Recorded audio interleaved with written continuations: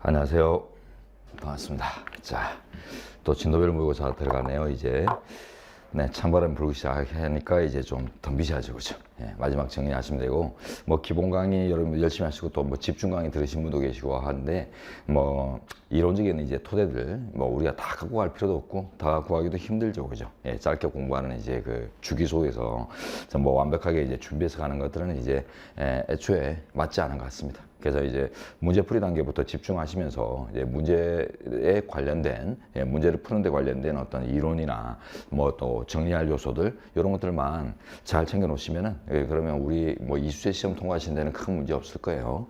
자, 그래서 어쨌든 뭐 좀 최대한 안전하게 통과해 보자 이런 의미에서 우리가 이제 노력하고 투자하는 거지 뭐 그렇게 많이 요즘 뭐 어렵게 나오진 않잖아요. 뭐 어렵게 나오지 않다 보다는 시험은 어렵게 나와요. 예, 우리 5급 시험도 이제 판례 위주로 해서 아주 어렵게 나오지만, 그렇지만 이제 지금 이제 우리가 5급 시험은 또 법원 행시에서도 똑같이 같은 이제 그 이수제 시험을 이제 이용하고 있기 때문에 어느 정도 수준이 낮을 수가 없습니다. 그래서 수준이 이제 많이 높아져 있는데, 다만 이제 점수가 최대 상대 평가에서 뭐 상대 경쟁하고 이런 이제 시험이 아니라 그 패스 논 패스 시험이다 보니까 여러분들이 이제 뭐 적당한 수준에서 좀 정리만 잘 하시면 그러면 이제 패스하는 데는 큰 무리가 없는 이런 시험이 되겠습니다. 그래서 너무 이제 어려운 것들 대비하는 뭐 오버스펙 이런 것들을 갖추실 필요까지는 없고, 그래서 오버스펙까지 넘어가지 않는 선에서 적당하게 정도만 잘 하시면 되겠습니다.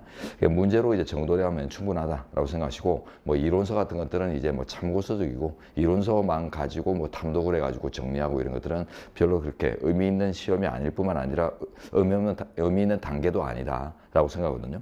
그래서 이제 제가 이제 인도하는 대로 여러분들이 이제 잘 문제 자료 이런 것들을 가지고 이제 정돈만 잘 해놓으시면 나중에 이제 시험장 가기 전에 한 번만 살짝 이제 훑어볼 수 있으면 제일 좋을 것 같아요.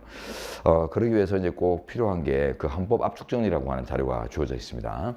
지금 이 시국에 기본서 들고 이렇게 하는 것들은 오버스펙이 될 수 있어요. 네, 그래서 처음에 이제 헌법이 어떤 과목이냐 이런 것들은 이제 기본서 가지고 당연히 공부하셔야겠지만은 이제 정리 단계로 들어갔을 때는 이제 기본서는 또 아무리 우리 책이 뭐 페이지가 작고 하더라도 또 전체를 이제 다 봐야 된다라는 이제 부담감이나 욕심 때문에 또 쉬운 또 정리가 아닐 수 있거든요. 그래서 여러분한테 이제 꼭 챙겨야 될 것들 이런 것들만 이제 아주 간략하게 담은 압축 정리를 따로 만들어 드렸습니다. 뭐 페이지 얼마 안 되죠, 그죠? 예, 그래서 10대 페이지 되는 이제 이런 내용인데 여기 간결하게 이제 포인트들이 다 들어가 있거든요. 그래서 그 포인트들을 보시면서 요 이제 그 속에 이제 품고 있는 의미들 이런 것들을 조금 이제 살려낼 수 있는 정도의 여러분은 이제 뭐 일구어내기만 하시면 될 것 같고요.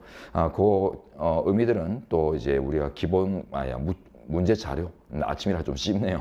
이제 문제 자료, 자 이런 것들을 통해서 이제 구체적인 지문들하고 이제 대조를 하다 보면은 훨씬 더 용이하게 부각이 될 겁니다. 그리고 또 이번 문제는 이제 또 예전하고 다르게 제가 그 자료에다가 도표, 두문자 이런 것들도 다 이제 필요한 것들을 집어 넣었거든요. 그렇기 때문에 뭐 우리가 책에서 기본서에서 두문자 보면은 정리할 것들이 꽤 많지만 또 이제 시험에서 그렇게 막 활용도를 가지고 본다면 또 두문자도 추려져요. 그래서 이제 추려낸 꼭 쓰이는 이런 두문자 위주로 이제 정리를 하시면 두문자 부담도 그렇게 많지 않고요. 두문자는 아마 이제 부담이 있다면 상대적으로 헌법재판론이나 이런 데 가면 두문자 많죠. 그게는 완전 두문자 싸움이니까. 그런 데 빼고는 그렇게 막 많지는 않습니다. 그래서 이제 가볍게 정리를 하실 수 있도록 준비가 되어 있으니까 이 자료만으로 이제 정리할 거다 이렇게 이제 각오하시고 자료를 조금 이제 뭐 꼼꼼하게 말고 좀 예쁘게 간결하게 이렇게 정리를 좀 잘 하시면 좋겠어요.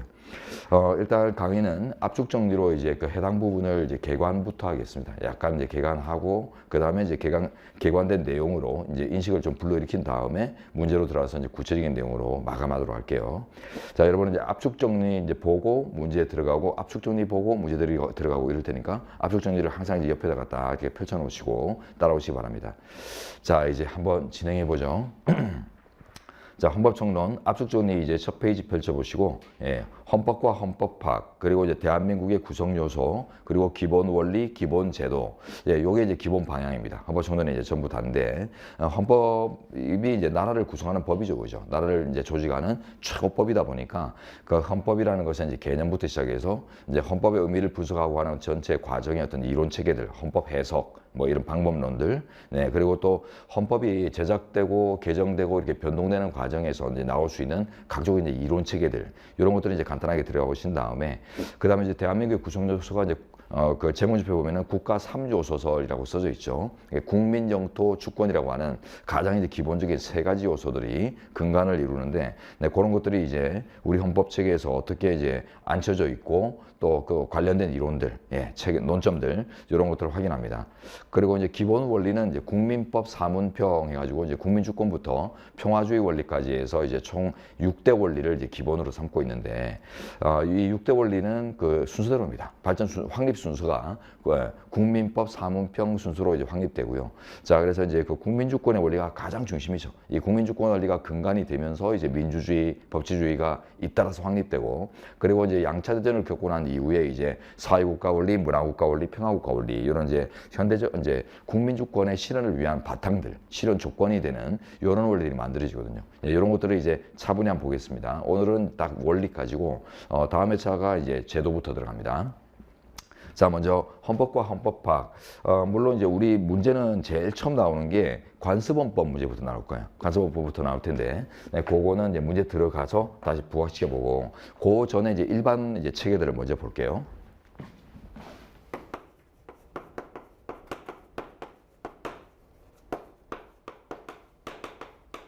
자, 헌법과 헌법학. 네, 뭐 헌법 개념 이런 거 따질 때가 아니죠 이제는. 예, 그래서 이제 헌법의 의의와 관련해서 이제 쟁점, 예, 각종 이제 쟁점들을 핵심되는 것들을 이제 보겠습니다. 자, 의의 부분에서는 자 먼저 이제 성문헌법주의를 채택하고 있죠. 예, 그래서 성문헌법주의. 네, 우리는 이제 성문의 헌법전을 갖고 있고요. 그래서 이제 법률만으로 국가적 사항을 다 규율하는 이제 불문헌법 국가, 즉 영국하고 다르게 미국이나 이런 다른 나라들처럼 법전을 따로 갖고 있습니다. 그리고 이 성문법전을 둔 이유 자체가 보면은 법률 개정 방식으로 쉽게 막 이렇게 유연하게 대응하려는 뜻이 아니라 법률과 다른 별개의 법전을 둔 다음에 이걸 함부로 손 못 대도록 하려는 이런 취지가 중요하기 때문에, 그래서 이제 경성헌법 원리가 또 우리 헌법의 원칙입니다. 경성헌법의 원칙.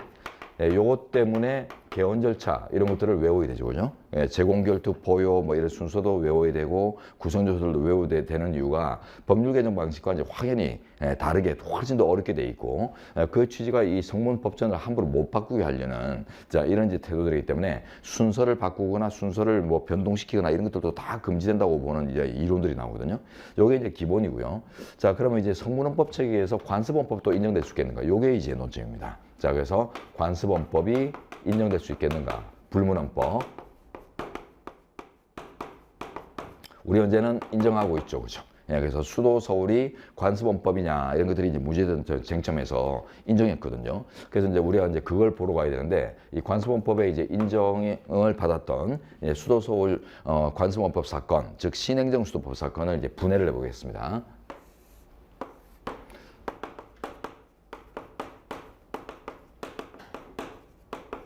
뭐 다 압축 정리에 있는 내용들이니까 여러분들은 여기에 뭐 좀 첨가하거나 이런 정도로 이제 압축 정리를 뭐 이용하시면 될 것 같고, 판서를 쭉 따라하실 필요까지는 없을 것 같아요.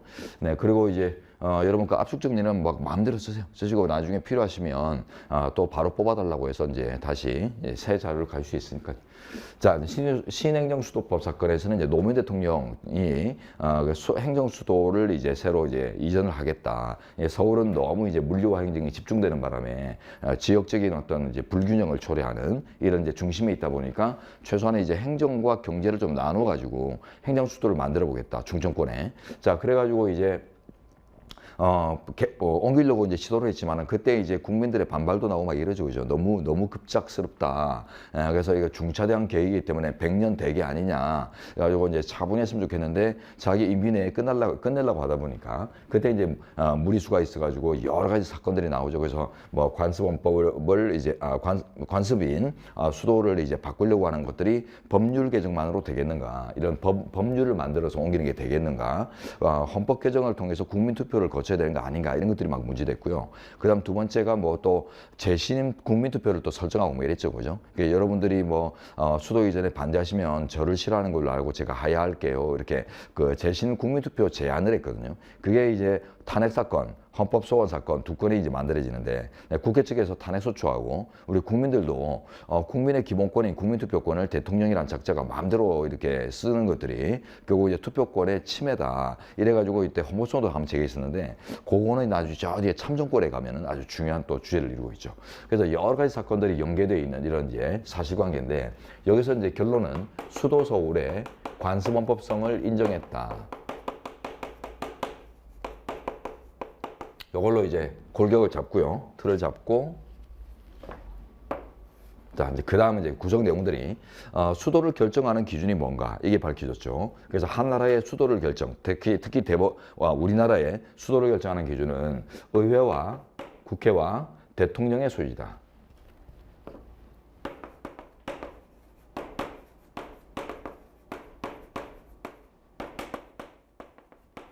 자, 여기 이제 요거 정리가 되겠지만, 이게 국대 정리가 되겠지만, 여기서 이제 확장이 돼야 되죠. 그럼 이제 국회와 대통령에 들지 않는 것들이 뭐가 있을까 하니까 국무총리 이런 격가지들. 그 다음에 이제 우리의 삼권분립 체계를 가지고 본다면 이제 입법, 행정의 중추적 기능 수행하는 기관들을 들었기 때문에 그렇기 때문에 이제 중추적이지 않은 것들이 일단 먼저 국무총리, 그 다음에 이제 그 정치 행정 분야의 중추적 기관이라고 했기 때문에 사법기관들, 즉 법원이나 헌법재판소 같은 사법기관들은 수도를 결정하는 기준에서 빠집니다. 그래서 그들은 막 마음대로 법률을 옮겨도 괜찮아요. 하지만 국회나 대통령 소재를 옮기는 것은 헌법 개정 없이는 안 된다라고 했거든요. 근데 지금 이제 새 정권이 딱 들었으면 항상 화두가 되는 게 헌법 개정이거든요. 헌법 개정.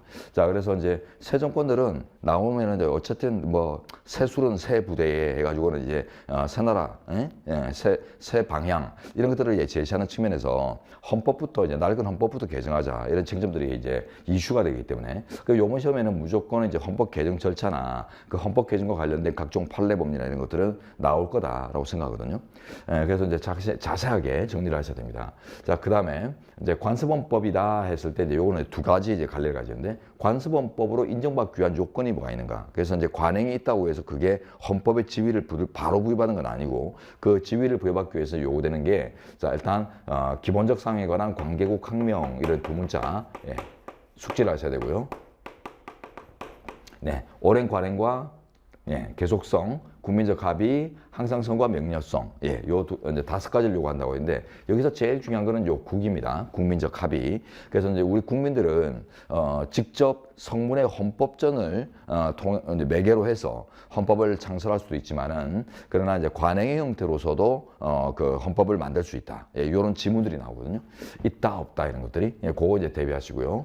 그 다음에 이제 관습헌법으로 이제 인정받은 요건들을 갖추게 되면은 그 효과가 이제 어느 정도에 이르느냐 했을 때 그때 나오는 이제 결론이 성문헌법 동등효라는 이제 결론 나오거든요.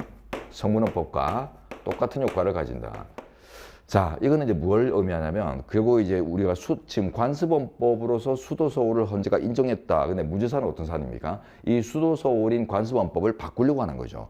행정수도를 청주권으로 이전하는. 그렇기 때문에 이런 이제 관습헌법을 바꾸려고 하면, 개정하려고 하면 어떤 방식에 따라 바꿀 수 있는가 이게 이제 마무리인데 성문헌법과 똑같은 효과를 가지기 때문에 결국 성문헌법의 개정 절차를 거쳐야 된다. 즉 국민투표를 반드시 거쳐야 된다고 봤어요. 그런데 대통령은 국민투표는 이제 워낙 이제 비용도 많이 들고 어수선하니까 간단한 절차로서 이제 법률을 만들어 가지고 옮기자라고 시도했지만은 안 된다는 거예요. 그래서 이제 신행정수도법 사건에서 이 법이 위헌결정이 들어졌습니다. 자, 그래서 이런 틀을 잡으시고 이제 관련 문제들을 우리가 이제 보다 보면은 틀만 있으면은 그러면 이제 쉽게 이제 정리가 될 겁니다. 자, 그다음 이제 헌법학에서는 이제 그다음 주제가 이제 해석이죠. 해석. 헌법을 어떻게 이제 분석할 것인가. 자의적으로 분석하면 안 되고 어떤 기준에 따라야 할 텐데 여러 가지 해석 원칙도 있겠지만 합헌적 법률 해석이라는 게 이제 또 나옵니다. 합헌적 법률 해석은 헌법 해석법은 아니에요. 법률 해석 방법인데 다만 이제 헌법에 기초한 법률 해석법 이런 어떤 논리적 연장 또는 이제 논리적 순환 관계에 있는 이런 이제 법률 해석법이기 때문에 이 파트에서 이제 다루고 있죠. 자, 그래서 이제 합헌적 법률 해석이라고 하는 쟁점이 나오게 되는데 어떤 법률이 인위적인 뜻에 머무는 게 아니라 다의적인 뜻을 가질 때, 어떤 면에서 보면은 합헌적인데 어떤 면에서는 또 위헌적인 요소도 있고 막 이런 경우에 이걸 이제 어떻게 이 법률을 바로 이제 무효선을 해버릴 것인가. 헌재 입장에서 뭐 특히 헌재라면 무효로 보고 그 부분을 쓰지 않고 그러니까 그 법 전체를 이제 없는 것처럼 실효시킬 것인가, 아니면 이제 합헌적인 부분을 살려서 그 부분으로 이제 존치할 것인가, 그 부분만으로 존치시킬 것인가, 이런 것들이 이제 중요한데, 합헌적 법률 해석은 말 그대로 법률을 해석할 때 헌법에 부합하는 취지 속에서 이제 해석을 해주자. 즉 위헌적인 요소가 보이더라도 이게 이제 위헌이란 말이 헌법에 부합하지 않는다는 뜻이잖아요. 그러면 이제 그거는 이 법의 내용이 아닌 걸로 빼버리고 그 다음에 이제 나머지 합헌적인 요소만 가지고 적용을 하자. 존속을 시키자. 이런 의미로 이제 나온 거거든요. 요거는 이제 헌법의 최고성과 그 다음에 이제 입법권의 존중을 조화시킨 이런 이론 측에서 나오는 건데, 일단 이제 내용 요소들만 이제 따져보면 합헌적 법률 해석은 일단 문목수, 다합법 이런 두 문자가 있죠, 그죠? 개념부터 자 다합법, 문목수. 네, 뭐 문을 전문 제작하는 이제 전문가 목수님인데, 자 이분이 이제 워낙 전문가다 보니까 이분은 뭐 잘을 안 돼도 뭐 뚝딱뚝딱 손만 대도 막 규격에 딱 맞게, 법에 맞게 이렇게 모든 것들이 이제 만들어진다, 제작된다. 그래서 문목수가 손대면 다 합법, 이런 식으로 이제 기억을 하시고요. 다의적 해석 가능성이 있을 때 합헌적으로 해석을 하고, 즉 위헌적으로 해석을 하지 말고 웬만하면 합헌 쪽으로 이제 해석을 해서 법을 살려주자는 법률 해석 기법이거든요. 자, 이게 이제 오지문이 많이 나오죠. 이 부분이 보면은 이제 일의적인 경우에도 적용될 수 있는 해석법이다, 이런 식의 오지문들이 많이 나오고, 일의적일 때는 뭐 적용할 이유가 없죠, 그죠? 그 뜻대로 그냥 그 결론을 내리면 됩니다. 뭐 오로지 위헌적인 요소만 있다 하면 그냥 위헌 선언하는 게 옳고, 오로지 합헌적인 내용밖에 없다 하면 뭐 이런 구분법이 필요 없단 말이에요. 자, 그다음에 이제 법률 해석이거든요. 근데 요걸 이제 헌법 해석 기법이다라고 해서 또 오지문을 많이 내는데, 그 정도 대비하시면 충분할 것 같습니다. 나머지는 이제 주로 이제 그 논리 자체가 이제 지문으로 쭉 뭐 문의적 한계가 있다, 뭐 법목적적 한계가 있다, 헌법 수용적 한계가 있다 없다, 이런 것들 뭐 이제 문장으로 나오니까 뉘앙스 체크만 하시면 충분하고요. 자, 그러면 이제 합헌적 법률 해석은 이제 어떻게 도출되느냐는 이제 어떤 의미를 가지냐, 구체적 의미들 이런 것들은 나중에 이제 문제를 풀면서 또 개별적으로 이제 보겠고, 지금은 이제 틀만 제시합니다. 자, 그리고 이제 헌법이 이제 변동이 문제되죠. 헌법 변동. 이건 조금 지워볼게요. 한번 만들어진 헌법은 이제 나라의 발전에 부응해서 또 이제 필요에 따라 고치기도 하고, 뭐 수도 이전도 그렇고, 그죠? 뭐 이런 필요성들이 생겨나죠. 그래서 그 변동 과정에서 이제 의미 있는 주제들이 또 나오게 되는데, 자, 일단 뭐 헌법의 변천이라는 개념도 하나 있는데, 이거는 그 순수 이론이기 때문에 판례가 없는 이론이라 아직 시험에 나오기는 힘들 것 같고요. 그래서 이제 개정 정도까지만 이제 잘 봐주시면 되는데, 그 구체적인 개정 절차나 이런 거 들어가기 전에 그 헌법 규범 동등효력설 이제 이런 것들을 좀 아셔야 됩니다. 주로 이제 문제가 되는 게, 개정된 헌법 규정이 기존의 헌법의 이념에 부합하지 않을 때 새롭게 개정된 헌법이 뭐 장기 집권의 악의적인 의도로 뭐 뭔가 이제 개정이 됐다라고 생각했을 때요. 이런 것들이 이제 기존의 우리 입헌주의, 자유주의 이념에 부합되지 않는다라는 이제 이유로 위헌 심사에서 무효화시켜 주겠는가, 헌법재판소가 이걸 규범 통제 대상으로 삼을 수 있겠는가, 이게 이제 문제가 되는데요. 이런 일들이 워낙 많았죠, 우리 역사에서는. 우리 역사는 대부분이 이제 권위 정권 또는 군부 정권의 역사다 보니까, 그래서 이런 이제 많은 역사들을 이제 경험한 이후에 앞으로 우리가 또 어떤 그 독재자가 위헌적으로 헌법을 개정하려고 시도한다면 이걸 헌법재판소에서 잘라버릴 수 있는 그런 이제 계기를 만들 수 있을까를 따져봤는데, 결론은 이제 부정적입니다. 우리 헌재가 안 된다고 하거든요. 그래서 개정, 헌법 규정 이런 것들을 중심으로 이제 나오는 쟁점인데, 헌법 규정에 대해서 위헌 심사가 가능하겠는가? 결론은 부정설입니다. 부정설이 이제 딱 기본이고요. 자, 왜 안 될까? 지금 이제 구조를 보세요. 헌법을 대상으로 헌법으로 심사한다, 이 말이죠, 그죠? 자, 그래서 이제 헌법 규정을 헌법으로 심사한다. 이게 구조적으로는 안 돼요, 통제가. 왜냐하면 다 최고법이잖아요. 다 최고, 맨 꼭대기에 있는 최고법 사항들이기 때문에 그들 간에도 어떤 힘의 차이가 있다라는 이제 결론을 제시할 수 있다면 가능한데, 우리 현재가 보면은 최고의 수준에 다 다다랐기 때문에 최고 안에서 우열을 정하는 것은 불가능하다. 이래가지고 우리 현재가 우열을 못 정하기 때문에 통제 대상으로 삼을 수 없다. 이렇게 보거든요. 그래서 이제 부정이 되는데, 요게 이제 다른 이제 이론적인 어떤 방향으로는 헌법규범 동등효력설로 이제 또 환원이 됩니다. 그래서 헌법규정위원심사 부정설은 다른 말로 헌법규정 간에는 동등효력설, 즉 효력면에서 힘의 면에서 차이를 제시할 수 없다. 요 견해로 나오거든요. 동등효력설. 자, 그러다 보니까 이제 효력이 똑같은 규범 간에 무슨 통제냐, 이렇게 이제 이해가 되는 거죠. 그래서 요걸 이제 잘 아시는데, 이제 동등효력설 구체적 의미를 이제 들여다보면요. 자, 이론상 차등까지는 인정합니다, 우리 판례가. 그러나 이제 효력상 차등만 부정을 하거든요. 요게 이제 포인트거든요. 그래서 우리 현재가 이론상 차등은 조문간에도 인정을 하는데, 그러나 이제 효력면의 차등은 인정을 안 하겠다. 요런 이제 논리 구조 속에서 나오는 이제 결과물입니다. 결과물인데, 그래서 동등 효력설이죠. 효력면에서는 차등이 없다. 요걸 얘기하는데, 그럼 이론상의 차등은 이제 인정할 수 있다는 거는, 이거는 부정할래야 부정할 수가 없는 거예요. 이건 존재하는 겁니다. 팩트. 우리 헌법전을 다 보면은, 딴 건 몰라도 이제 헌법 조문이나 뭐 헌법의 원칙들을 이제 보게 되면 누가 봐도 이거는 최상이다라고 하는 것들이 있거든요. 그 안에서도. 그래서 뭐 국민주권 원리나 인간 존엄 원리나 이런 것들은 누가 봐도 이제 가장 근본적인 구조 원리거든요. 그런데 어떤 것들을 보면은 또 격가지들이 있습니다. 국회의원은 200인 이상으로 한다. 대통령이 되려면 만 40세에 달아야 한다. 이런 것들은 누가 봐도 자연의 이치라고 보기도 힘들고, 그냥 이제 그 나라의 규모, 그죠? 대한민국이라는 나라의 규모에 비추어서 의원은 국회의원 한 200명 정도 이상이면 되겠다. 그 다음에 대통령은 대한민국의 어떤 그 운영 규모를 가지고 봤을 때 만 40세 정도의 경험치가 있으면 좋겠다. 이런 식으로 이제 나라마다 어떤 정황에 따라서 선택된 결과이지, 이게 보편 진리라고 보기 힘들단 말이에요. 그래서 보편적 진리인 국민주권, 인간 존엄 이런 것들에 비추어서 보면은 그렇지 않은 것들도 있기 때문에, 그래서 이거는 존재하는 팩트로서 논리적으로 본다면 헌법주권 간에도 차등이 있습니다.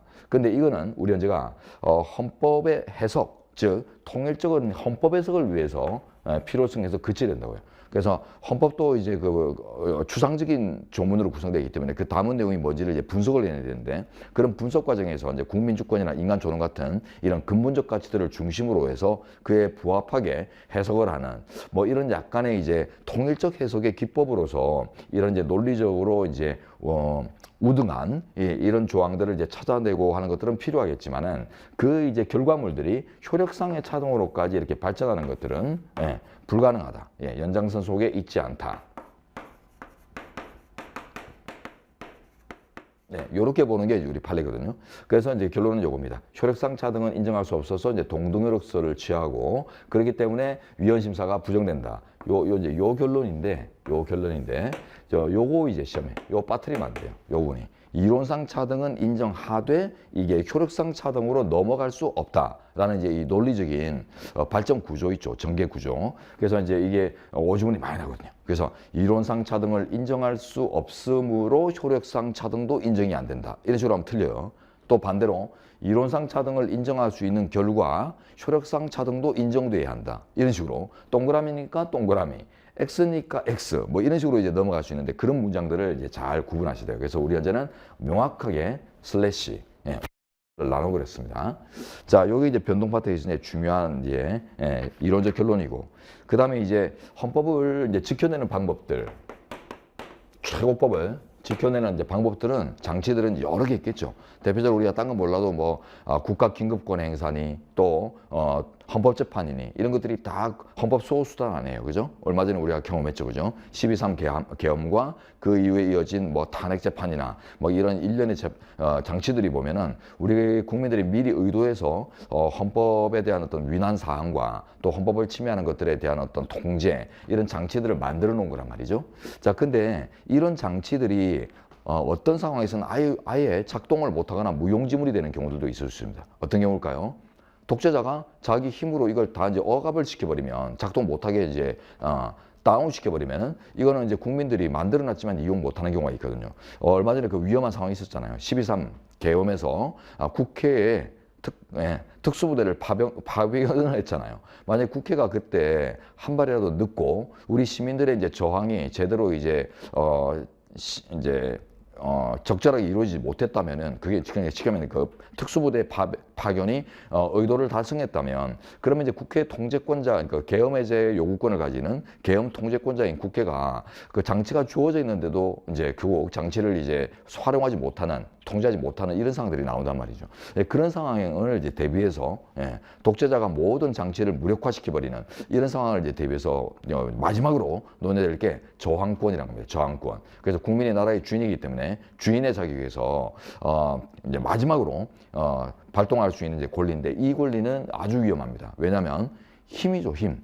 그 이제 물리적 힘에 의해서 모든 장치가 불가능하게 됐을 때 국민의 물리적 힘으로 대응하는 물리적 힘과 물리적 힘의 대응의 결과 그 과정이거든요. 그러다 보니까 이런 것들은 자칫하면 많은 희생을 초래할 수 있고 막 이러기 때문에 그 요건들이 아주 엄격할 수밖에 없어요.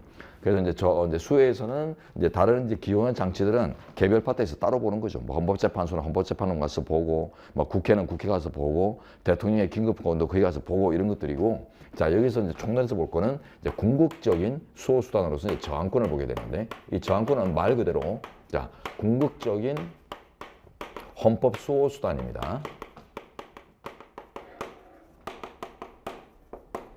자 이제 궁극적이다라는 포인트. 그 다음에 헌법을 지켜내기 위한 수단이다. 이게 이제 중요하거든요. 그 궁극적이란 말이 결국 뭐냐면 보충성, 중대명백성, 막 이런 총체적 불법 상태 요건으로 이제 나오게 되죠. 그래서 이제 이렇게 계층화되어 있고 층위를 갖고 있는 여러 이제 헌법 수호 장치들이 있을 텐데 그 맨 마지막 장치라는 거죠. 이게 이제 중대명백성,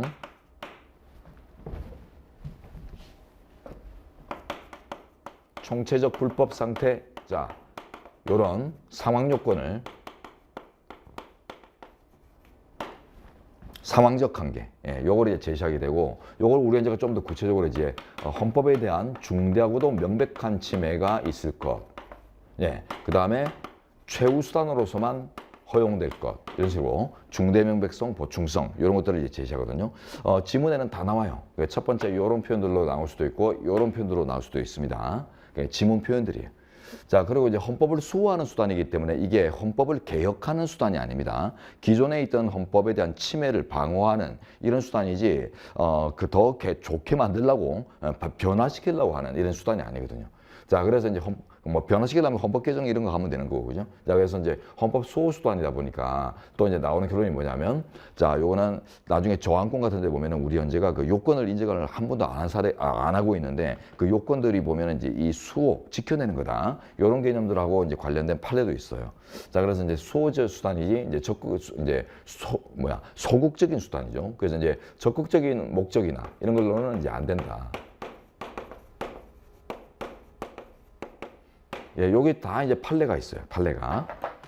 헌재 판례 중에 이제 요게 문제됐던 사례가 이제 어떤 거냐면, 그 날치기 사건. 국회 날치기. 그래서 법안이나 이제 의안 이런 것들을 이제 국회에서 날림으로, 처리했을 때, 요걸 이제 다른 말로 이제 입법 절차의 하자라고 하죠. 입법 절차의 하자. 이런 것들은 의회 제도를 둔 나라에서는 의회라는 것 자체가 아레나잖아, 아레나. 그래서 의회라는 것을 이제 어떤 개인에게 어떤 뭐 입법권을 맡기는 게 아니라 합의체를 구성해서 그 여러 사람의 합의체에게 이제 그 법정리권을 맡긴 이유가 싸우라는 거거든. 그 여러 의견으로 서로 싸우고 물어뜯고 하다가 가장 합리적인 결론을 이제 도출하라. 이런 게 싸우게 만들려고 준 것이기 때문에, 그래서 의회 제도를 두고 있는 나라에서는 아주 보편적인 현상으로 봐요. 날치기 이런 것들을. 자, 그러다 보니까 이게 최후 수단으로서의 어떤 상황 조건을 못 갖춘다. 이래가지고 우리 이제 부정을 했고요. 그러면 이제 적극적 목적이 이제 문제됐던 사례가 이제 어떤 거냐면, 통합진보당 사건이 있거든요. 거기서, 지금 이제 이석기라고 하는 이제 전 의원, 그분이 그 제일 이제 중심에 섰었는데, 그 통합진보당의 이석기 의원께서 혁명단을 조직했죠. 혁명단을. 그래가지고 이제 무기도 막 마련하고 막 이런 정황들도 있고 막 이러거든요. 그래서 그 혁명단을 왜 조직했는가 헌재가 물어봤어요. 왜 그러셨어요? 그랬더니, 이 지금 현 나라의 체계가, 헌법 체계가 완전히 썩어가지고 예, 이거는 뭐 이제 완전 도려내야 될 정도가 되기 때문에 그래서 이제 여차하면은 기회가 되면은 북한식 사회주의 경제라고 하는 아주 이제 월등한 경제 체제로 합리적인 체제로 바꾸기 위해서 그렇게 했습니다. 자신만만하게 자기 주장을 했어요. 자기 사상이니까. 네, 그래서 그랬더니 우리 현지가 뭐 그게 옳고 그른 거는 떠나가지고 그게 그때 이제 저항권 행사를 이제 주장했거든요. 그래서 저는 저항권을 행사한 겁니다. 네, 이렇게 주장했더니 저항권은요 기존의 질서를 지키려는 제도이지 이게 새로운 질서로 바꾸려는 제도가 아니거든요. 그래서 북한식 사회주의 경제 체제로의 이제 체제 개혁 이런 의미로는 받아들일 수가 없습니다. 요건 충족을 못합니다. 자, 요게 이제 통합진보당 해산 사례에서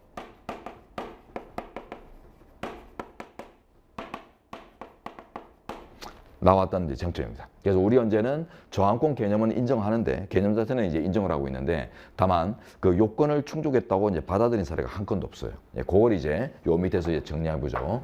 그래서 저항권에 대해서는 이제 두 번째가 이제 대법원 이제 판례를 보는 건데 일단 대법원 판례는 부정설입니다. 그래서 대법원 판례는 부정설을 취하고 헌재 판례는 저항권 개념을 이제 긍정해요. 그래서 긍정설 취하는데 다만 그 요건들 때문에 저항권의 엄격한 요건들 때문에 그 요건을 통과하지 못한 두 건의 사례가 있는데 자 그게 이제 요 두 가지입니다. 그래서 지금 현재는 그 요건 충족을 인정한 사례가 요건을 충족했다고 평가된 사례가 아직은 없다. 전혀 없다. 요걸 이제 마무리를 지었어요. 요게 이제 요 두 건 네 사건들입니다. 자 이렇게 이제 틀을 잡고 이제 헌법총론의 헌법과 헌법학 쪽을 이제 문제로 한번 들여다보도록 하겠습니다. 자, 1번 문제 들어가 보죠. 1. 자, 관습헌법에 관한 설명 중 옳지 않은 것 나왔습니다. 자, 내려가시면 그 도표에 상세한 것들이 다 들어가 있는데 일단 도표 쪽에 보이는 게 이제 두 문자죠. 관계국 혁명이라고 하는 두 문자 보이는데 요거는 조금 더 들어가서 한번 볼게요. 세 번째로 아닙니다. 관습헌법으로 이제 인정되려면 자 먼저 기본적 헌법사항에 관한 관행이 존재되겠죠. 그리고 관습법의 일반적 성립 요건을 갖춰야 되는데 괄호 보시면은 요게 일반적인 이제 법리입니다. 관행이 존재하고 뭐 여러 가지 항상성과 명료성을 가지고 나오는데 이게 이제 관계국 혁명 두 문자거든요. 지금 이거 두 문자가 확연하게 반영이 잘 못됐네요. 이 폰트 문제 같은데 하여튼 그 좀 약간 크게 돼 있어요. 글자 크기가 조금 크게 이렇게 표현되고 있는데 이게 지금 폰트 차이 때문에 이게 확실하게 안 나오는 것 같네요. 이거 한번 다시 알아볼게요. 제 컴퓨터에 있는 폰트하고 근데 학원에 보유하고 있는 폰트가 이제 차이 날 때 이렇습니다. 그래서 학원에 폰트 없는 폰트가 이제 특수 폰트가 이 기본소에 이제 있다 보면 그러게 되는데 이게 예전에는 잘 나왔었는데 자 나중에 다시 한번 알아볼게요. 자 그래서 이제 이렇게 이제 구성이 되는데 보십시오. 첫 번째 줄에 다시 가볼게요. 기본적 헌법 사항에 관한 관습이 갈 때 제가 적어놨죠. 기본적. 요게 또 출제가 시간이 많이 되는데 이게 자 기본적 위에다 써봅니다. 모든 헌법사항 하면 틀립니다. 모든 X. 네, 요거 좀 써보시고. 그래서 헌법사항이란 말이 다른 말로 하면 이제 헌법으로 정할 사항, 즉 국가조직사항을 얘기하는데 이 국가조직사항의 100%가 다 관습헌법이 될 수 있는 게 아니라 그 중에 일부만 될 수 있다는 거예요. 아주 근본적이고 기본이 되는 베이스. 그 안에서도 베이스가 되는 것들 이런 것만 관습헌법이 성립될 수 있다고 해서 우리 현재가 한계를 약간 제시한 건데 그 이유는 여러 가지 뭐 이유로 이제 접근해 볼 수 있는데 여러분들이 간단하게 이제 정리하자면 성문헌법 국가에서 관습헌법은 예외적인 거죠, 그죠? 예외적인 거다 보니까 그래서 이 예외적인 현상을 너무 적극적으로 이제 인정하지 않으려고 하는 겁니다. 그러다 보니까 단순히 뭐 법률적 수준에서 규율해도 충분한 뭐 국회법이나 정부조직법이나 뭐 이런 법원조직법이나 이런 이제 법률을 통해서 뭐 규율해도 충분한 것들은 그냥 헌법상으로 보지 않고 이거는 법률에서 규율하면 격이 안 맞고 헌법이라고 하는 별개의 최고의 가치를 부여할 필요가 있다라고 인식되는 아주 근본적인 것들만 한정해서 집권하겠다. 자 이렇게 이제 보는 거거든요. 그래서 뭐 여러 가지 논거로 접근할 수 있지만 하여튼 관습의 예외성 이런 걸로 접근하는 것들이 이제 좀 편할 겁니다. 최근에 이제 요게 많이 나오니까 요거까지 두 문자로 기억하십시오. 그래서 기본적 사항 관계국 혁명. 그래서 뭐 조약을 체결하고 서로 동맹을 맺고 이런 이제 관계국들이 아주 근본적이고 기초가 되는 사항에 대해서 혁명을 했다. 이런 식으로 한번 이제 뭐 생각해 보죠. 요즘 또 미국하고 대한민국은 또 동맹 관계에서 여러 가지 뭐 협조적으로 뭔가를 잘 일궈 나가고 있죠, 그죠? 핵잠수함도 이제 허용해주고 이런 것들. 자, 그런데 이제 기본적인 것들을 또 어기면 또 안 될 겁니다. 트럼프도 함부로 어기면 안 되고, 이재명도 함부로 어기면 안 되고. 자, 그 정도 보시고, 그 다음에 이제 한번 또 이어볼게요. 자, 이제 그 다음, 넷째 줄 가보세요. 이러한 관습헌법의 요건들은요, 성립 단계에서만 요구되는 요건이 아니고요, 존속을 위해서 계속 요구되는 요건입니다. 네, 그래서 관습헌법의, 그 세 줄 뒤에 보세요. 일단, 요렇게 이제 성립을 위해서 요구되는 요건인데, 근데 여기서 끝나는 게 아니라 동시에 효력 유지를 위해서도 요구되는 요건이다. 그래서 그 란의 제목이 관습헌법의 성립 요건이라고 써져 있지 않고 관습헌법의 인정 요건이라고 써져 있는 거예요. 그래서 여러분은 그 인정이란 말에다가 제목에다 좀 부각을 시켜주세요. 인정 요건. 자, 인정된다는 말이 그 밑에 써놓을까요? 성립 플러스 존속. 성립 단계에서도 요구되고 이후에 계속 유지 존속을 위해서 계속 갖춰야 된다는 거예요. 그래서 어떤 법리가 나오냐면 이제 네 줄로 가봅니다. 관습헌법의 성립 요건의 하나인 국민적 합의성이 상실된다면 관습헌법의 효력은 그때부터 당연히 상실된다. 네, 이런 법칙이 바로 나오거든요. 그래서 국민적 합의성 이런 이제 뭐 가장 중요한 요건인데, 자, 이런 것들을 포함해서 이제 관습헌법의 요건의 일부라도 사후에 이제 변화가 있다면 그러면 이제 관습헌법도 그 자체로 죽을 수 있다. 예, 이렇게 이제 하는데 뭐 이런 경우는 뭐 당연하다고 생각이 되죠. 그래서 세월이 지나다 보면은 이제 생각이 달라질 수 있잖아요, 국민들이. 그래서 지금은 이제 행정시 이제 세종시를 행정수도는 아니고 이제 행정시로 보고 있는데 이게 이제 아주 오랜 동안 이제 잘 운영되다 보면은 한 100년 후쯤 되면은 국민들이 이제는 수도지. 예. 세종이 수도지. 이런 식으로 인식이 이제 바뀔 수도 있거든요. 예. 그리고 또 그러니까 이제 그러면 어떻게 돼요? 그러면 수도 서울이라는 관습헌법이 그 자체로서 이제 국민적 합의가 이제 수도 세종으로 바뀌는 순간 개정 절차 거칠 필요도 없고 그냥 바로 이제 소멸한다. 예, 존속 요건이기 때문에 그러니까 그런 이제 법칙들이 또 나오거든요. 근데 이제 그 정도에 이르지 않은 상태에서 이제 수도를 바꾸고 하려면 이제 개정 절차를 거쳐야 됩니다. 그게 그 밑에 란에 들어가면 마지막 날에 나오는 내용인데 성문헌법 동등요. 그래서 성문헌법과 동등한 지위를 가지기 때문에 그걸 이제 변경을 하고 이제 변동을 시키려고 한다면 똑같은 절차에 따라야 할 지위가 있다. 이래가지고 이제 존속 요건 자체가 이제 상실됐다 하면은 그 자체로 절차 없이 그냥 무효가 돼 버립니다. 그러나 이제 그 정도에 이르지는 않는 수준인데 뭔가 이제 바꾸려고 한다. 그러면은 개헌 절차를 반드시 거쳐야 되고, 자, 국민투표가 제일 중요하죠. 자, 근데 이제 신해유수법은 국민투표를 안 거치고 법률만 만들어서 옮기려고 시도했기 때문에 위헌이 떨어졌습니다. 이제 지문으로 갑니다. 1번. 헌법 1조 2항에 따라 대한민국 주권자인 국민은 최고의 헌법 제정 권력이기 때문에 성문헌법의 제정 개정에 참여할 뿐만 아니라 헌법전에 포함되지 아니한 헌법 사항을 필요에 따라 관습의 형태로 직접 형성할 수도 있다. 자, 요거는 한번 써볼게요. 여러분이 이제 두 줄 보시면 최고의 헌법 제정 권력자이기 때문에 그 주권자이기 때문에 그죠? 그렇기 때문에 성문헌법의 재개정에 참여할 뿐만 아니라 이거는 128조부터 130조까지 써져 있잖아요. 103조에 가면은 국민투표 절차가 엄연히 딱 명시돼 있죠. 써놓으세요. 예, 그래서 그 옆에다가 국민투표 절차 103조 제2항 명시 규정입니다.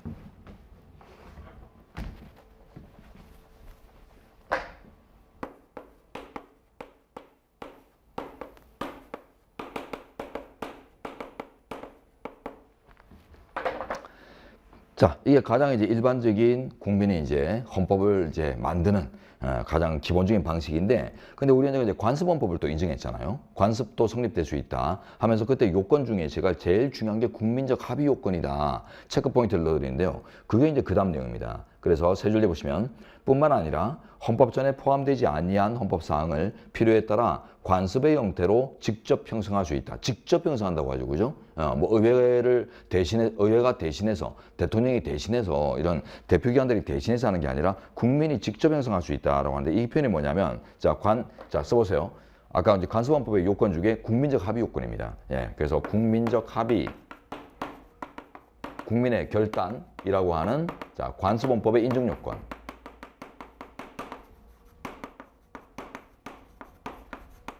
네, 그러니까 결국은 이제 국민투표 방식으로 적극적으로 고치거나 아니면 이제 국민적 합의의 관행, 국민적 관행, 예, 이런 것들의 이제 형성을 통해서 관습헌법의 형태로서 이제 헌법을 만드는 것, 이런 것들이 다 가능한 방법들로 이제 인정받았기 때문에 그러니까 이거는 제가 이제 순화시켰거든요. 이 지문은 오지문으로 나왔어요. 이 지문이. 그래서 관습헌법의 형태로 직접 형성할 수는 없다. 이런 식으로 이제 나오는데 이거는 결국 뭐냐면 관습헌법이란 개념이 성문헌법에서는 인정 안 된다. 이런 이제 의미밖에 안 되거든요. 근데 우리 현재가 이제 인정하고 있기 때문에 자, 그 다음에 2번으로 갑니다. 관습헌법은 성문헌법으로도 동떨어져 성립하거나 존속할 수 없고 항상 성문헌법의 여러 원칙과 조화됨으로써 성립하고 존속하는 보완적 효력만을 지닌다. 뭐 앞쪽 말들은 몰라도 됩니다. 예, 표현들은 몰라도 되고 그 인용부가 따옴표가 들어간 게 보완적 효력. 우리가 알고 있는 건 동등한 효력이죠. 그 우리 머릿속에 있는 동등한 효력하고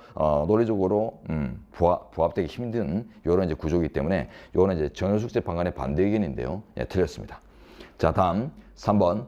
관습헌법의 요건들은 그 성립의 요건일 뿐만 아니라 효력 유지의 요건이기도 하므로 관습헌법은 그것을 지탱하고 있는 국민적 합의성을 상실함에 의해 법적 효력을 상실할 수 있다. 즉 개헌 절차 이런 거 안 거치고도 바로 이제 자연히 사멸되는 경우들도 있다. 자, 다음 4번.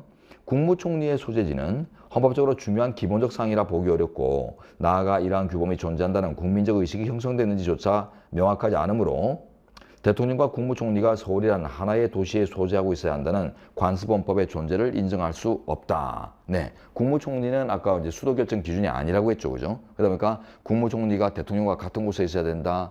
그곳이 서울이어야 한다. 뭐 이런 여러 가지 어떤 그 대통령과 관련 수도 결정 관련된 논란에서 빠져 있다는 거죠. 그러니까 전역효과지다. 첫째 줄에 여러분은 국무총리 소재지, 예, 딱 보이면 요거는 수도 문제하고는 전혀 상관없는 별개 정치입니다. 이렇게 이해하시면 됩니다.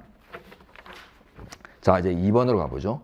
헌법 해석과 합헌적 법률 해석에 관한 설명해서 이제 헌법 학 분야의 각종 이제 해석법들, 헌법과 관련된 이제 헌법 해석과 관련된 각종 해석법들을 이제 묻고 있는데, 자, 1번 들어가기 전에 그 밑에 두 문자부터 확인하죠. 예, 도표에 가시면은 합헌적 법률 해석이 이제 다합법 문목수 이제 이렇게 돼 있습니다. 다의적 해석 가능성이 있어야 되고 법률 해석 기법이고 그다음에 입법 형성권 존중 등과 관련된 여러 가지 한계들이 있는데 요거 먼저 이제 설명을 마무리하도록 하죠.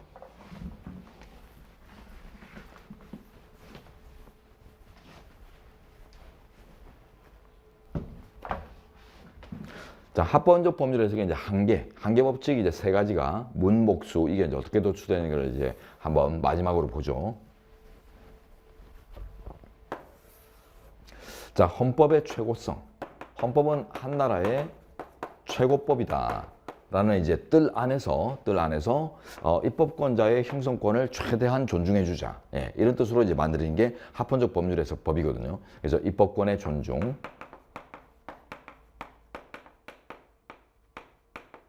네. 그래서 이제 입법권을 존중하는 것들이 헌법의 그 최고 가치를 넘어서는 정도까지 가면 안 된다. 이제 이런 해석이 제일 먼저 나와요. 그래서 헌법이 담고 있는 인간 존엄 등 최고 가치를 해치면서까지 법률의 내용을 이렇게 변경해서 합헌적으로 이해를 하다 보면은 결국 이거는 헌법이 자신의 어떤 그 이념을 버리는 경우가 되기 때문에 그래서 이제 헌법이 수용할 수 있는 한도 내에서 헌법적 가치의 뜰 속에서 합헌적인 해석이 가능한 거다. 자, 이런 이제 결론들이 나오고요. 이게 최고성이죠. 헌법 가치가 최고다. 예. 자, 그다음에 이제 입법권을 존중하자. 이런 이제 의미에서 나왔기 때문에 아무리 이제 입법자의 형성권을 존중한다고 할지라도 그게 입법자가 처음 설정한 법 문장에 담긴 뜻, 문의. 예, 그걸 이제 뒤틀어서 전혀 다른 문장 뜻을 부여하면서까지 합헌적으로 살려준다면 이거는 결국 입법자가 원하는 게 아니죠. 예, 입법자는 A를 원해서 만든 법인데 B로 의미를 전환시켜가지고 합헌적으로 해줄게. 이런 뜻으로 해가지고 살려줄게. 이러면 입법자가 원하는 결과가 아닙니다. 그렇기 때문에 이거는 입법권을 존중하는 게 아니라 오히려 입법권을 박탈하거나 혹은 해석자가 입법권을 행사하는 이런 결과가 되기 때문에 그래서 문의적인 한계라는 것이 이제 설정되고요. 요 비슷한 의미로 이제 법목적적 한계, 요게 나오는데 입법자의 의도죠. 그래서 입법 의도, 애초에 설정되는 그 입법 의도가 다 있을 텐데 그 의도를 전혀 다른 걸로 변질시켜 버리는 이런 이제 합헌적인 법률 해석도 결국은 입법권 존중을 위해서 만들어진 것이기 때문에 허용될 수 없다. 예, 이렇게 이제 나온 거예요. 요 구조인데, 자, 요 앞에 제가 원을 이렇게 이제 큰 원, 작원으로 벤 다이어그램을 만들어 드리는 이유가 이런 것들이 또 따로 지문화돼요. 지문화되기 때문에. 자, 그리고 또 판례를 풀 때 보면은 또 이런 논리들이 있으면 쉽게 풀리는, 케이스를 풀 때, 이런 건 이제 결과에 이르기 때문에 전체를 한번 도출 과정들을 본 겁니다. 자, 그러면 이제 올라가 볼게요. 1번 지문. 합헌적 법률의 해석이란 독일 연방 헌재의 판례를 통해 형성되고 미 연방 대법원이 발전시켰다. 순서가 반대입니다. 미국에서 독일로 발전하거든요. 요거는 자주 출제는 안 되는데 하여튼 뭐 출제 범주에 들어가 있기 때문에 그 좀 보충적으로 좀 숙지를 해주세요. 미국 독일입니다. 미국 독일. 뭐 제가 이제 경찰 강의할 때는 경찰이나 그 좀 여러분 수준보다 조금 이제 낮은 수준으로 평가할 수 있는 이런 시험에서 강의를 할 때는 이런 걸 드려요. 좀 낮다고 하면 좀 기분이 나쁠 수 있는데 문제는 훨씬 어렵게 나와요. 문제는 헌법 문제는 훨씬 어렵게 나오는데 이제 그 공부하는 친구들이 보면 훨씬 여러분보다 좀 어리고 사회 경험 없는 친구들이 공부하거든요. 그러다 보니까 이게 뭐라고 할까 공부하는 데 있어서 뭐 여러 가지 식견이나 이런 수준들이 좀 낮아요. 애기들이에요, 애기들. 그래서 이제 이렇게 얘기하는 건데, 자, 이렇게. USA, 미국에서 도이칠란트, 독일로 이렇게 이제 발전했다. 그래서 우리 동네 특공대, UDT, 이런 식으로 해서 외우는 법도 이제 제가 뭐, 일반 경찰, 경찰 시험 강의할 때 이럴 때는 이제 가르쳐 주는데, 여러분은 편하게, 아무 때나 알아서 하십시오. 자, 그 다음.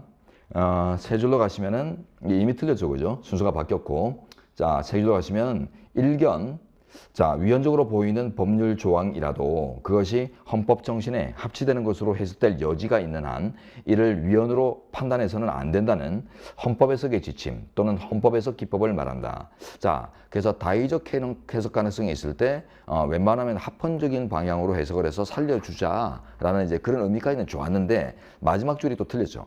헌법 해석 지침 또는 기법이 아니라 법률 해석 지침 또는 법률 해석의 기법입니다. 합헌적 헌법 해석이 아니라 어색하죠, 용어가. 합헌적 법률 해석입니다. 우리가 배우는 거는, 그죠? 자, 다음. 그리고 이제 이런 해석법들은 헌법재판소한테만 요구되는 게 아니라 여러분 이제 행정가가 되려고 하시잖아요. 행정가들한테도 다 요구되는 해석법입니다. 그래서 이제 법에 여러분들이 뭐 행정처분을 내리고 어떤 뭐 뭔가를 이제 행정을 실현하려고 하다 보면은 그 근거법들이 있기 때문에 법치행정의 원칙에 따라 법을 따라야 되죠. 그러다 보니까 이제 그 법률을 해석을 하고 해독을 하고 해서 부합하게 이제 그 법을 실현하는 작업에 여러분이 참여하시게 될 텐데 그러니까 이제 법이 만들어지고 실현되는 전체 과정에서 구속력을 가지는 해석법입니다. 자, 그 다음 2번. 관련 당사자가 공평에 반하는 이익을 얻을 가능성이 있다면 이미 실효된 법조항을 유효한 것으로 해석하여 과세 근거로 삼더라도 헌법상 권력분립에 반하는 것은 아니다. 틀렸죠? 이거는 뭐 권력분립 원칙, 조세법률주의, 합헌적 법률 해석 이 쟁점이 다 막 포괄적으로 검토된 사례인데 합헌적 법률 해석상 이건 안 된다고 했습니다. 왜냐하면 자, 두 줄 보십시오. 이미 실효된 법조항을 유효한 것으로 해석. 여기가 이제 체크 포인트거든요. 실효된 조항을 유효한 것으로 해석, 유효. 이게 되느냐? 안 되죠. 왜냐하면 효력이 상실되고 즉 법 개정 과정에서 삭제되고 없는 이런 조항 부분들을 여전히 있는 것으로 이제 해석을 한다면 이거는 해석의 기능을 넘는 것입니다. 해석 기능 일탈.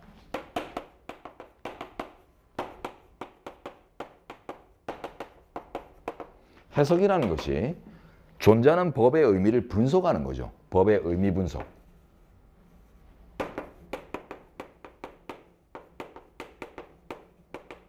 네. 그래서 존재하는 법의 이제 의미를 확정하고 분석하는 작업에 불과하지. 자, 이게 법을 만드는 행위하고는 다른 거예요. 그래서 근데 금방 같은 경우는 어때요? 개정 과정에서 삭제도 없는 조항인데 해석 과정에서 뭐 대법원이 뭐 재판을 한다든가 뭐 행정가가 무슨 법을 집행하는 과정에서 없지만 이게 없어질 리가 없는데 이건 있어야 되는데 원래 이래가지고 있는 것처럼 적용을 해버린다. 이거는 결국 입법권이 없는 자들이 입법권 행사를 하는 경우가 되거든요. 그래서 법의 의미의 분석에 이제 불과하기 때문에 자, 입법행위, 자, 법을 창설하는 행위.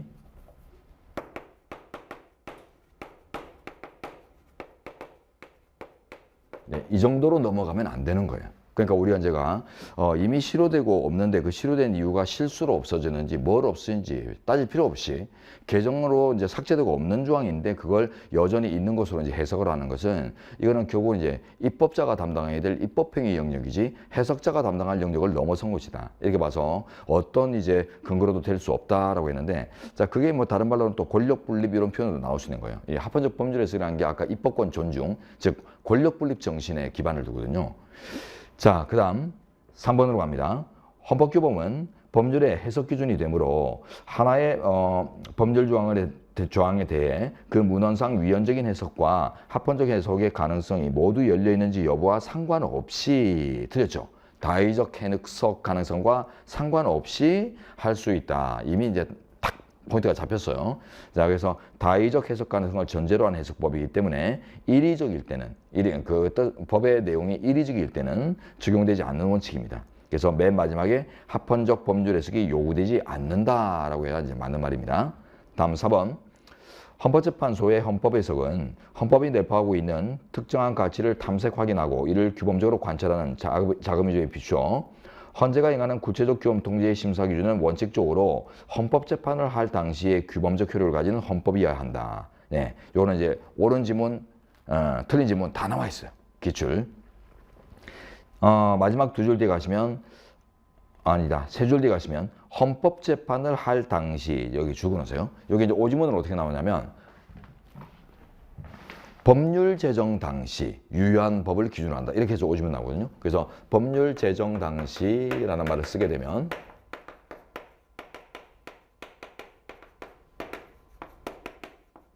틀리게 됩니다. 헌법재판 당시에 헌법재판 심판 당시 유효한 헌법을 기준으로 삼는 거지.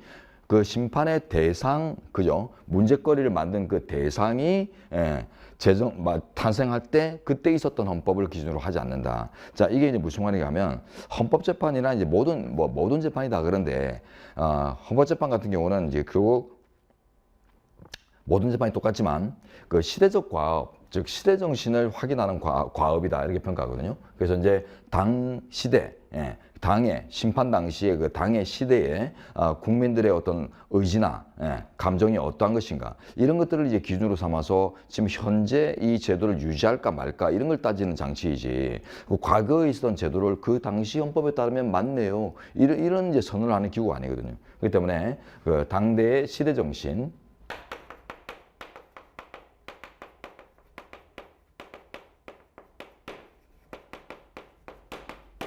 이게 이제 헌법재판이고 모든 판정작용들이 다 그렇죠. 당의 시대에 이게 옳으냐 그러냐 이걸 판단하는 거지. 뭐 예전에 간통죄가 예전에는 합헌이었다. 뭐 이런 판단을 내릴 이유는 없잖아요. 간통죄가 이제 예전에는 합헌적으로 이제 받아들여 왔지만은 지금 현실에서는 폐지돼야 한다. 낙태죄도 예전에는 합헌적으로 판단되어 왔지만은 지금은 보니까 국민들의 의식이 바뀌어서 이제는 없는 게 맞다. 이런 판단하는 거 아니겠어요? 그래서 당의 심판 당시 당대의 시대 정신을 확립하는 작용이다. 이런 의미에서 결국 이제 우리 현재가 유신헌법 긴급조치 이런 것들이 이제 위헌성을 판단할 때 유신헌법이 아니라 현행헌법을 기준으로 삼았습니다.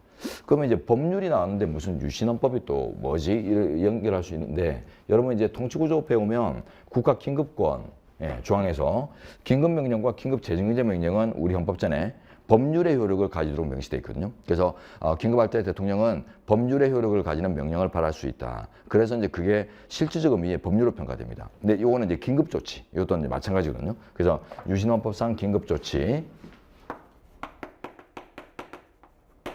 유신헌법에 기초한 이제 긴급조치가 자, 발동되는데 이게 그 명문의 규정에 따르면 지금은 이제 그 적용 범위는 엄청 축소됐죠. 축소됐지만은 그 당시에 엄청 포괄적인 내용이었는데 공통점은 법률의 효력을 가지도록 써져 있습니다. 실질적 법률, 명시, 법률의 효력을 가지도록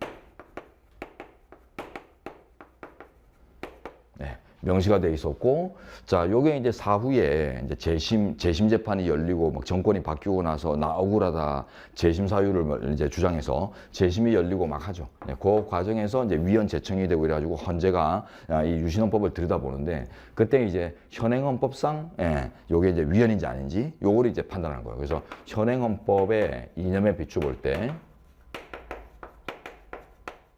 자, 이게 이제 유지될 수 있는지, 긴급조치의 어떤 법률 효과가 지금도 이제 유지돼야 되는지, 바꿔줘야 되는지, 요걸 판단한 거예요. 그래서 이게 유지 여부 또는 이제 위헌 여부, 이런 것들을 이제 판단한 건데, 여기서 이제 나오는 겁니다. 그래서 결국 이제 현재 우리가 갖고 있는 가치들에 비추어서 이런 과거적 결과들을 용인할 것인가, 아니면 이제 제거할 것인가, 이런 것들을 따지는 작업이기 때문에, 이 긴급조치나 이 법률의 제정 당시 헌법, 유신헌법을 기준으로 하는 게 아니라 현행헌법의 이념을 기준으로 해서 옳고 그른 거를 판단하는 게 옳다. 이게 보는 건 당연한 구조예요. 그죠? 예. 그래서 구조가 복잡하게 주면 이 구조를 좀 이렇게 단순화시켜가지고 여러분들이 이해를 할 수 있으면은 이 문장 자체는 어떻게 보면 좀 상식적인 문장입니다. 그죠? 네.